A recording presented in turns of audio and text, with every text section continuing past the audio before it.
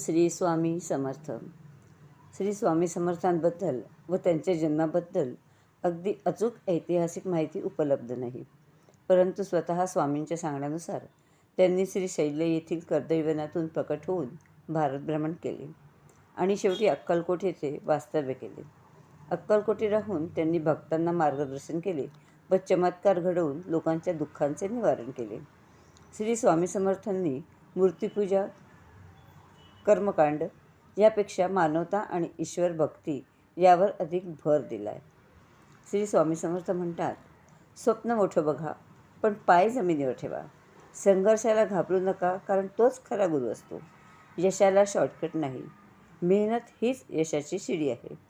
कालचं अपयश उद्याच्या शौर्य घडतं आणि स्वतःवरचा विश्वास हीच यशाची गुरुकिल्ली असते. देवाची योजना आपल्या भल्यासाठीच असते. कधीकधी काही गोष्टी त्रासदायक वाटतात, पण त्यावेळेत देवाची काहीतरी मोठ्या गोष्टीची तयारी सुरू असते. म्हणून संयमाने, धीराने सगळ्या गोष्टी घ्याव्या, असं स्वामी संदेशात म्हटलं आहे. जो इतरांना संपवण्याची तयारी करतो तो स्वतःला वाचवण्यात कमी पडतो आणि जो दुसऱ्याला वाचवण्याचा प्रामाणिक प्रयत्न करतो तो स्वतः कधीच संपत नाही. यालाच नियती म्हणतात. बाहेर पडल्याशिवाय जग कळत नाही. मीपणा सोडल्याशिवाय माणूस जुळत नाही. कुणासाठी धावून गेल्याशिवाय माणुसकी उजळत नाही. कष्ट केल्याशिवाय सुख मिळत नाही आणि चांगले विचार असल्याशिवाय आयुष्य घडत नाही. कधीही कोणाला न चुकलेली गोष्ट म्हणजे कर्म.